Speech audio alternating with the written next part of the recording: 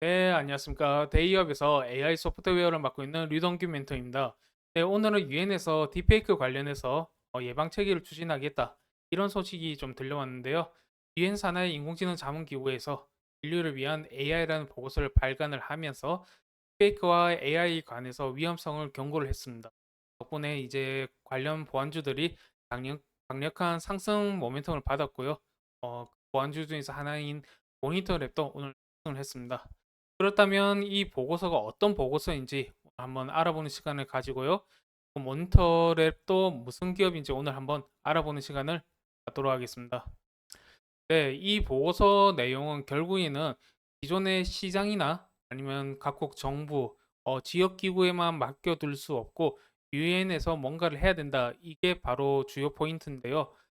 일단은 첫 번째로 이제 국제 AI 거버넌스 구축을 위해서 전문가들끼리 모여서 패널을 설립을 하고 그다음에 기금을 좀 지원을 해야 된다. 이렇게 얘기를 했습니다. 그리고 AI 구조와 응용의 경계가 넘어들기 때문에 그 중요성과 위협성이 점점 커지고 있고 이 AI의 발전 속도 그리고 자율성과 불투명성을 고려할 때 언젠가는 터질 수 있는 잠재적인 위험이다. 그리고 이 잠재적인 피해를 막기 위해서는 반드시 핸들링을 해야 된다. 만약에 이 위험이 드러났을 때는 우리가 핸들링 하기에는 이미 늦을 수도 있다. 요게 포인트입니다. 그리고 최근에 한국에서 일어났죠. 딥페이크를 이용한 성범죄, 그러니까 디지털 성폭행이 일어났습니다. 여성들과 소녀들의 사진과 이제 음란물을 합성을 해서 이제 음란물 성폭행이 일어난 건데요.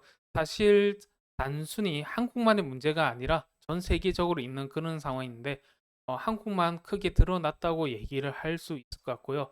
이렇게 디지털 성폭행뿐만 아니라 현재 민주주의의 성지라고 할 수 있는 미국에서조차 각각의 대선 후보에 대해서 AI로 합성물을 만들어서 많이 유포되고 있는 그런 상황이라고 할 수 있습니다. 한마디로 민주주의까지 위협을 하고 있는 상황이죠. 이렇게 AI에 대한 이제 좋지 않은 점들이 하나둘씩 올라오기 때문에 빨리 전문가 패널을 설립을 하고 이거에 대해서 연구를 하면서 연례 보고서를 만들어야 된다. 이것에 이 보고서의 골자라고 할 수가 있습니다. 네, 그렇다면 과연 이게 어떤 실효가 있을까? 이렇게 생각을 할 수밖에 없는데요. 유엔에는 많은 기구들이 있습니다. 가장 유명한 안전보장이사회가 있겠죠. 그뿐만 아니라 독립기구 그리고 사법재판소, 연구기관 그리고 이런 자문기관도 있는데요. 이런 인공지능 자문기관에서 이제 보고서를 발간을 했다고 해서 절대 강제성을 갖는 건 아닙니다. 하지만 이슈가 될 수가 있고요. 유엔 사무회의에서 논의가 될 수가 있습니다. 당장 내일 있는 미래 정상회의의 행동의 날에서 지금 유엔 사무총장이 이 논건을 가지고 얘기를 할 예정인데요. 이게 각국의 큰 뭐 압박은 아니겠지만 조그맣게라도 압박이 될 수 있는 그런 상황입니다.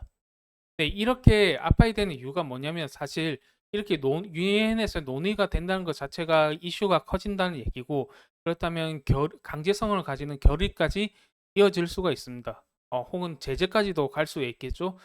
그렇다면 결국에는 AI 시장의 성장에 따라서 현재 AI 보안 시장의 성장은 이미 정해진 거나 마찬가지라고 얘기를 할 수 있을 것 같고요.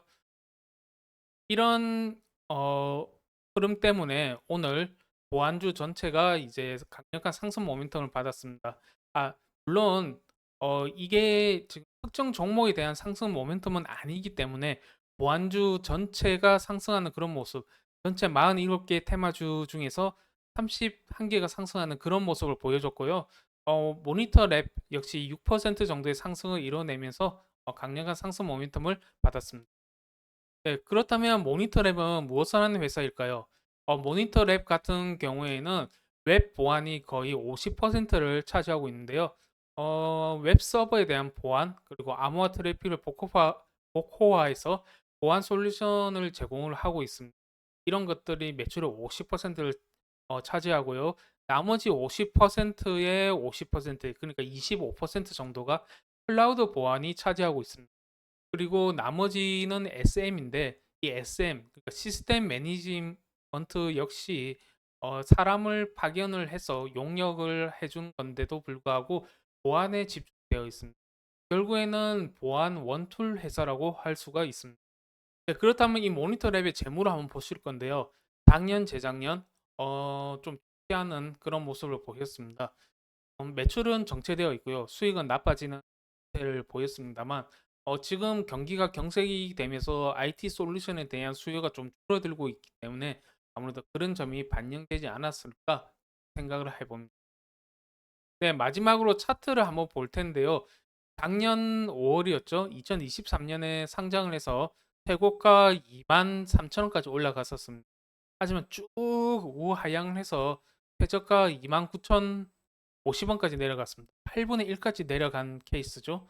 아무래도 좀 좋지 않은 경기와 그 매출 현황 등이 조금 반영이 되지 않았을까 그렇게 생각을 해보는데, 하지만 지난달에 이제 딥페이크 이슈로 인해서 강력한 상승 모멘텀을 받았고 지금 우상향으로 조금 전환되는 모습을 보이고는 있지만, 앞에서 말씀드렸다시피 지금 재무 상태가 썩 좋다고 얘기를 하기는 힘듭니다.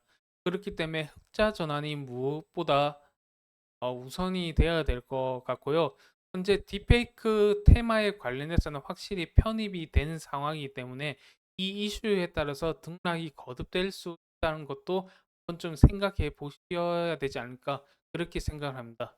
네, 오늘은 AI 인류를 위한 AI 보고서에 대해서 알아보는 그런 시간을 가졌고요. 모니터 랩이라는 회사에 대해서도 알아보는 시간을 가졌습니다.